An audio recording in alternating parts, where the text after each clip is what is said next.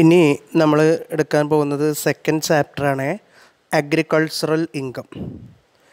നോക്കുക, അതിൻ്റെ എന്താണ് അഗ്രികൾച്ചറൽ ഇൻകം, അതിൻ്റെ ഡെഫിനിഷൻ നോക്കൂ. സെക്ഷൻ 2 സബ്സെക്ഷൻ 1A അഗ്രികൾച്ചറൽ ഇൻകത്തിൻ്റെ ഡെഫിനിഷൻ കൊടുത്തുള്ളത്. Agricultural income means first any rent or revenue derived from land situated in India and is used for agricultural purpose. Rent or revenue derived from land, ഭൂമിയിൽ നിന്നും കിട്ടുന്ന വാടകയോ അല്ലെങ്കിൽ വരുമാനമോ. That land is situated in India is used for agricultural purpose. ആ ഭൂമി ഇന്ത്യയിലുള്ളതാണ് agricultural പർപ്പസിന് വേണ്ടി ഉപയോഗിക്കുന്നത്. അപ്പോൾ ഇന്ത്യയിലെ അഗ്രികൾച്ചറൽ പർപ്പസിന് വേണ്ടി ഉപയോഗിക്കുന്ന ലാൻഡിൽ നിന്നും കിട്ടുന്ന വാടകയോ അല്ലെങ്കിൽ വരുമാനമോ ആണ് അഗ്രികൾച്ചറൽ ഇൻകം എന്ന് അറിയപ്പെടുക. ഒരു case. Second, any income derived from such land by agriculture, അഗ്രികൾച്ചറിൽ നിന്ന് കിട്ടുന്ന income, or any process ordinarily employed by a cultivator or receiver of rent in kind to make the produce fit to be marketed.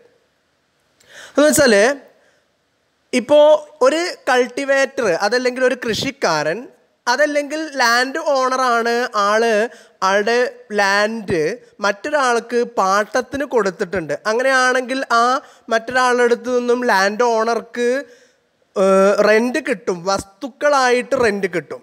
ആണെങ്കിൽ ആ കിട്ടുന്ന വസ്തു എന്ത് ചെയ്യണേ, land owner മാർക്കറ്റിൽ സെയിൽ നടത്തിയിട്ട് ക്യാഷ് ഉണ്ടാക്കുന്നു.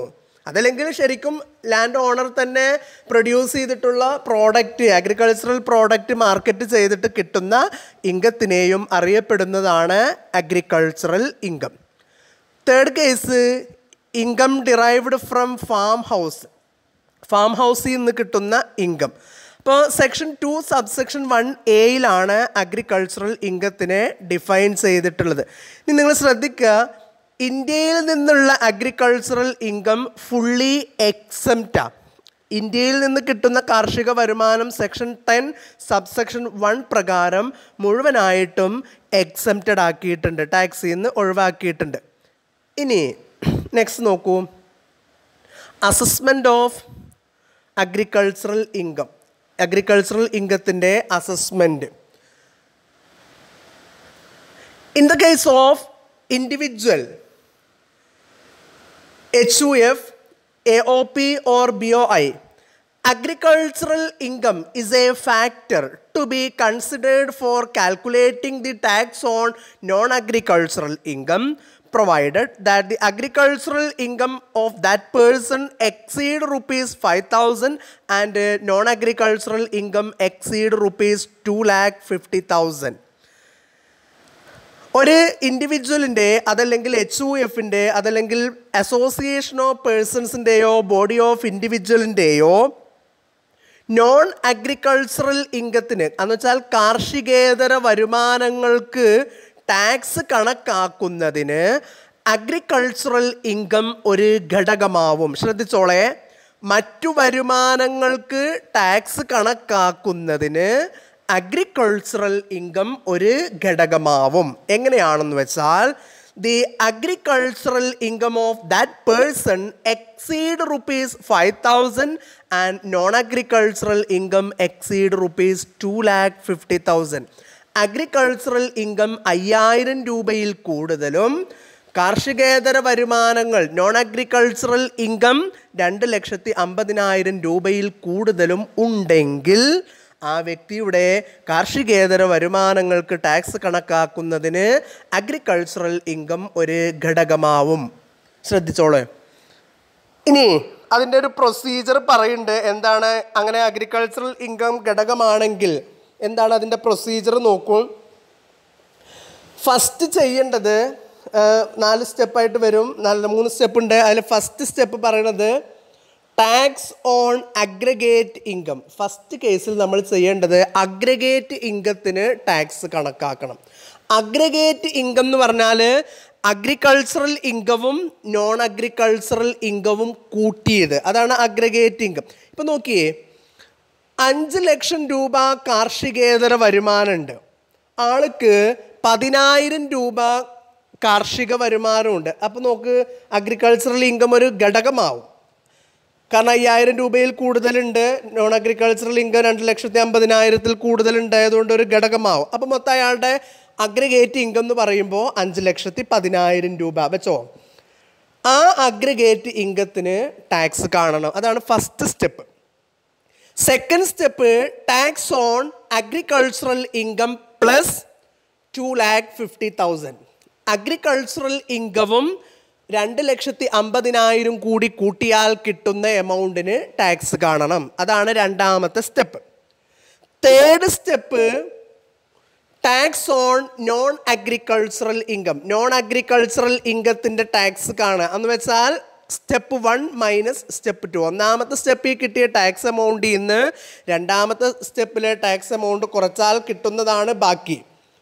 അപ്പോൾ നോൺ അഗ്രികൾച്ചറൽ ഇൻകത്തിൻ്റെ ടാക്സ് കണക്കാക്കി. ഇനി നോക്കേണ്ടത് എന്താണെന്ന് വെച്ചാൽ അയാൾക്ക് റിബേറ്റ് കിട്ടാൻ എലിജിബിൾ ആണോ നോക്കണം. 5 ലക്ഷം രൂപയിൽ താഴെയാണ് വരുമാനം ഉള്ളത് എങ്കിൽ ആൾക്ക് റിബേറ്റ് കിട്ടും. സെക്ഷൻ 87A പ്രകാരം ആൾക്ക് റിബേറ്റ് കിട്ടും. 5 ലക്ഷം രൂപയിൽ താഴെയാണ് വരുമാനമെങ്കിൽ റിബേറ്റ് ഉണ്ട്, സെക്ഷൻ 87Aയിൽ റിബേറ്റ് കിട്ടും. പിന്നെ എന്താണ്, എല്ലാ ആളുകളും ടാക്സ് കൊടുക്കുന്ന ഏതൊരാളുകളും ആ കണക്കാക്കിയിട്ടുള്ള ടാക്സ് എമൗണ്ടിൻ്റെ 4% എഡ്യൂക്കേഷൻ സെസ് കൂട്ടിയിട്ട് കൊടുക്കണം. അപ്പോൾ ആഡ് എഡ്യൂക്കേഷൻ സെസ്. ഇങ്ങനെയാണ് ഒരു അഗ്രികൾച്ചറൽ ഇൻകം ഫാക്ടർ ആകുമ്പോൾ അതിൻ്റെ ടാക്സ് ലയബിലിറ്റി കണക്കാക്കുന്നത്. ഓക്കെ, ഇനി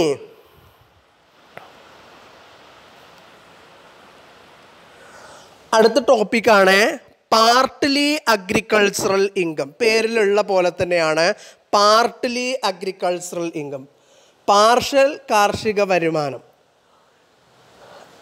അതിൽ 4 കേസാണ് അതിനകത്തുള്ളത് പാർട്ട്ലി അഗ്രികൾച്ചറൽ ഇൻകത്തിൻ്റെ കേസിൽ. അതിൽ ഫസ്റ്റ് കേസ് പറയുന്നത്, when an assessee uses agricultural produce raised by him as raw materials in the manufacturing business, the entire amount of such income is not calculated or considered as taxable income. The market value of agricultural produce used as raw material is deducted from the income. The balance amount is considered as taxable income from business. എന്ന് വെച്ചാൽ ഒരു manufacturing business നടത്തുന്ന വ്യക്തി അയാളുടെ ഫാമിൽ ഉൽപ്പാദിപ്പിച്ചിട്ടുള്ള ഒരു കാർഷിക ഉൽപ്പന്നമാണ് ആൾ റോ മെറ്റീരിയലായിട്ട് ഉപയോഗിച്ചത്. സപ്പോസ് ഒരു എക്സാമ്പിൾ പറയുകയാണെങ്കിൽ, ഒരു കോക്കനട്ട് ഓയിലിൻ്റെ ബിസിനസ്, മാനുഫാക്ചറിങ് ബിസിനസ് നടത്തുന്ന ആളാന്ന് വെച്ചോ. അയാൾ ആ കോക്കനട്ട് ഓയിൽ പ്രൊഡ്യൂസ് ചെയ്യാൻ വേണ്ട റോ മെറ്റീരിയൽസ്, കോക്കനട്ട് ആളുടെ സ്വന്തം ഫാമിൽ നിന്ന് ഉൽപ്പാദിപ്പിച്ചതാണ് എടുത്തിട്ടുള്ളത്. അങ്ങനെയാണെങ്കിൽ ആ വ്യക്തിയുടെ മാനുഫാക്ചറിങ് ബിസിനസ്സിൽ നിന്ന് കിട്ടുന്ന ഇൻകം മുഴുവനായിട്ടും ടാക്സബിൾ ഇൻകമായിട്ട് കണക്കാക്കില്ല. ആളുടെ ഫാമിൽ നിന്ന് അയാൾ എത്രയാണോ റോ മെറ്റീരിയൽസ് ആയിട്ട് എടുത്തിട്ടുള്ളത്, ആ റോ മെറ്റീരിയൽസിൻ്റെ ആളുടെ ഫാമിൽ നിന്ന് എത്ര കോക്കനട്ടാണോ ആൾ എടുത്തിട്ടുള്ളത് അതിൻ്റെ മാർക്കറ്റ് വാല്യൂ കുറച്ചിട്ട് ബാക്കിയുള്ളതാണ് ടാക്സബിൾ ഇൻകം ആയിട്ട് കണക്കാക്കുകയുള്ളൂ. ഇപ്പോൾ മാനുഫാക്ചറിങ് ബിസിനസ്സിൽ ആൾക്ക് 10 ലക്ഷം രൂപ ഇൻകം ഉണ്ടായി എന്ന് വെച്ചോ, അതിൽ ഒരു 4.5 ലക്ഷം രൂപയുടെ കോക്കനട്ട് അയാളുടെ ഫാമിൽ നിന്ന് എടുത്തതാണ് ആണെങ്കിൽ ആ 4.5 ലക്ഷം രൂപ 10 ലക്ഷത്തിൽ നിന്ന് കുറച്ച് ബാക്കിയുള്ളതാണ് ടാക്സബിൾ ബിസിനസ് ഇൻകം ആയിട്ട് കണക്കാക്കുന്നത്. അതാണ് ഒന്നാമത്തെ കേസ്. ഇനി രണ്ടാമത്തെ കേസ് എന്താണെന്ന് വെച്ചാൽ, in the case of the business of tea grown and manufactured in India, 60% of income is agricultural income and 40% is business income. Tea business, തേയില ബിസിനസ്സാണ് എങ്കിൽ ആ തേയില ബിസിനസ് അത് കൃഷി ചെയ്യുന്നു, അതിൽ നിന്ന് ഉൽപ്പാദിപ്പിക്കുന്നു, ഇന്ത്യയിൽ കൃഷി ചെയ്യുന്നു, ഇന്ത്യയിൽ തന്നെ അത് ഉൽപ്പാദിപ്പിക്കുന്നു എങ്കിൽ ആ തേയില ബിസിനസ്സിൽ നിന്ന് കിട്ടുന്ന വരുമാനത്തിൻ്റെ 60% അഗ്രികൾച്ചറൽ ഇൻകവും 40% ബിസിനസ് ഇൻകമായിട്ട് കണക്കാക്കും. Third, 65% of income derived from the sale of latex or sinex manufactured from rubber in India is agricultural income and 35% is business income. റബ്ബറിൽ നിന്നും ഉൽപ്പാദിപ്പിക്കുന്ന ലാറ്റക്സ്, സിനെക്സ്, റബ്ബർ കറയോ റബ്ബർ ഷീറ്റോ വിറ്റ് കിട്ടുന്ന ഇൻകത്തിൻ്റെ 65% അഗ്രികൾച്ചറൽ ഇൻകവും 35% ബിസിനസ് ഇൻകം ആയിട്ട് കണക്കാക്കും. Then 75% of income derived from the sale of coffee grown, cured and manufactured in India is agricultural income and 25% is business income. കോഫീൻ്റെ കേസിലാണെങ്കിൽ, ഇന്ത്യയിൽ ഉൽപ്പാദിപ്പിക്കുന്ന കോഫിൻ്റെ കേസിലാണെങ്കിൽ ആ കോഫിയിൽ നിന്നും കിട്ടുന്ന വരുമാനത്തിൻ്റെ 75% അഗ്രികൾച്ചറൽ ഇൻകവും 25% ബിസിനസ് ഇൻകവും ആയിട്ട് കണക്കാക്കുന്നതായിരിക്കും. ഇനി നമ്മൾ ഇപ്പോൾ നേരത്തെ അസസ്മെൻറ്റ് പറഞ്ഞിരുന്നു, അതിൻ്റെ ജസ്റ്റ് ഒരു പ്രോബ്ലം നോക്കാം നമുക്ക് എങ്ങനെയാണ് അത് ചെയ്യണമെന്ന്. നോക്കിയേ, തേർഡ് ഇല്ലുസ്ട്രേഷൻ നോക്കിയേ. Mister Ghulam has the following income for the assessment year 2020-21. Assessment year 2021 Ghulam എന്ന് പറയുന്ന ആളുടെ ടാക്സ് ലയബിലിറ്റിയാണ് നമ്മളോടത്ത് കാണാൻ പറഞ്ഞിരിക്കുന്നത്. ടോട്ടൽ ഇൻകം, ആ ടോട്ടൽ ഇൻകം കൊണ്ട് മീൻ ചെയ്യുന്നത് non agricultural income 48,500, agricultural income 15,000. ഈ കേസിൽ ആള് അഗ്രികൾച്ചറൽ ഇൻകം 5,000-ൽ കൂടുതലുണ്ട്, പക്ഷേ നോൺ അഗ്രികൾച്ചറൽ ഇൻകം 2,50,000-ൽ കൂടുതലില്ല. 2,50,000-ൽ കൂടുതൽ നോൺ അഗ്രികൾച്ചറൽ ഇൻകം ഇല്ല എങ്കിൽ ആൾ ടാക്സ് കൊടുക്കാൻ ലയബിൾ അല്ല, അയാളുടെ ടാക്സ് ലയബിലിറ്റി 0 ആയിരിക്കും. ദെൻ നെക്സ്റ്റ് ഫോർത്ത് ക്വസ്റ്റ്യൻ നോക്കി. Mister Abu has the following income for the assessment year 2020-21. Abu എന്ന് പറയുന്ന ആളുടെ അസസ്മെൻറ്റ് ഇയറിലെ ഇൻകം തന്നിരിക്കുകയാണ്. Total income 4 lakhs, agricultural income 3,000. അപ്പോൾ നോൺ അഗ്രികൾച്ചറൽ ഇൻകം 4 lakhs, അത് ടാക്സബിൾ ഇൻകം ആയിട്ടുണ്ട്, കാരണം 2,50,000-ൽ കൂടുതലുണ്ട്. എന്നാൽ അഗ്രികൾച്ചറൽ ഇൻകം, ആ 4 ലക്ഷം രൂപയുടെ ടാക്സ് കണക്കാക്കുന്നതിന് അഗ്രികൾച്ചറൽ ഇൻകം ഫാക്ടർ ആവണമെങ്കിൽ അഗ്രികൾച്ചറൽ ഇൻകം 5,000-ൽ കൂടുതൽ വേണം. അപ്പോൾ ഇവിടെ 5,000-ൽ കൂടുതലില്ല, 3,000 ഉള്ളൂ.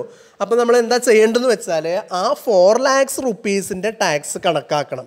ശ്രദ്ധിക്കുക, ടാക്സ് കണക്കാക്കുമ്പോൾ ടാക്സിൽ ഏതൊരു ഇൻകക്കാരനും 2,50,000 വരെ ടാക്സ് കൊടുക്കണ്ട. അപ്പോൾ ഈ 4 lakhs-ൽ 2,50,000 വരെ ടാക്സ് ഉണ്ടാവില്ല. പിന്നെ അടുത്ത സ്ലാബ് എന്ന് പറയുന്നത് 2,50,000 മുതൽ 5 lakhs വരെയാണ്. 5% ആണ് ടാക്സ് വരിക. അപ്പോൾ ഇവിടെ നമുക്ക് 4 lakhs ആണ് ഉള്ളു ബാക്കി. അപ്പോൾ ബാക്കി 1,50,000 ഉണ്ടാവും. ആ 1,50,000-ന് 5% എന്ന് വെച്ചാൽ 7,500 ഉണ്ടാവും. അപ്പോൾ ആളുടെ ടോട്ടൽ ടാക്സ് വരുന്നത് 7,500 ആണ്. പിന്നെ ആള് റിബേറ്റ് കൊടുക്കാൻ എലിജിബിൾ ആണോ നോക്കണം. 5 lakhs rupees-ൽ താഴെയാണ് ഇൻകം എങ്കിൽ ആൾക്ക് റിബേറ്റ് കിട്ടും. 87A പ്രകാരം 12,500 രൂപ റിബേറ്റ് കിട്ടും. അപ്പോൾ ഇവിടെ ആൾക്ക് റിബേറ്റ് കിട്ടി, 7,500 രൂപയും റിബേറ്റ് കിട്ടി. ആയതുകൊണ്ട് ആൾക്കും ടാക്സ് ലയബിലിറ്റി നിൽ ആയിരിക്കും. ഇനി ഈ 5ാമത്തെ ഇല്ലുസ്ട്രേഷൻ നോക്കൂ. Calculate the tax liability of mister Atul for the assessment year 2020-21. Total income 2,70,000, agricultural income 10,000. Total income 2,70,000 ഉണ്ട്, അഗ്രികൾച്ചറൽ ഇൻകം 10,000 ഉണ്ട്.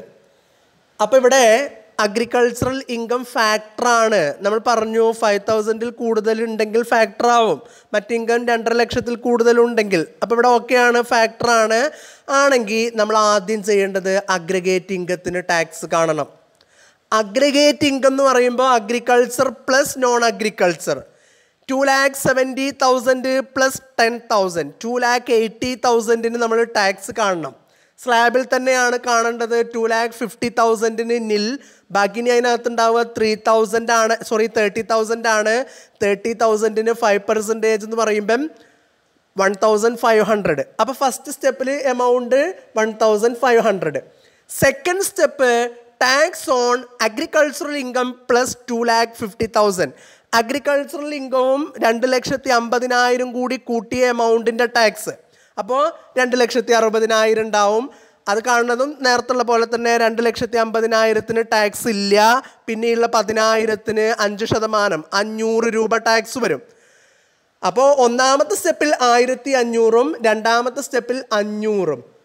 തേർഡ് സ്റ്റെപ്പ് എന്ന് പറയുമ്പോൾ ടാക്സ് ഓൺ നോൺ അഗ്രികൾച്ചറൽ ഇൻകാണ്. 1 - 2. ഫസ്റ്റ് സ്റ്റെപ്പിൽ നിന്ന് സെക്കൻഡ് സ്റ്റെപ്പ് കുറച്ചാൽ നോൺ അഗ്രികൾച്ചറൽ ഇൻകത്തിൻ്റെ ടാക്സ് കിട്ടും. 1,500 - 500 അപ്പം 1,000. ഇനി ആൾക്ക് റിബേറ്റിന് എലിജിബിലിറ്റി ഉണ്ട്. കാരണം 5 lakhs rupees താഴെയാണ് ഇൻകം ആയതുകൊണ്ട് റിബേറ്റിന് എലിജിബിലിറ്റി ഉണ്ട്. 1,000 റിബേറ്റ് കൊടുത്താൽ അയാൾക്കും ടാക്സ് ലയബിലിറ്റി എന്തായിരിക്കും? നിൽ ആയിരിക്കും. ഓക്കെ.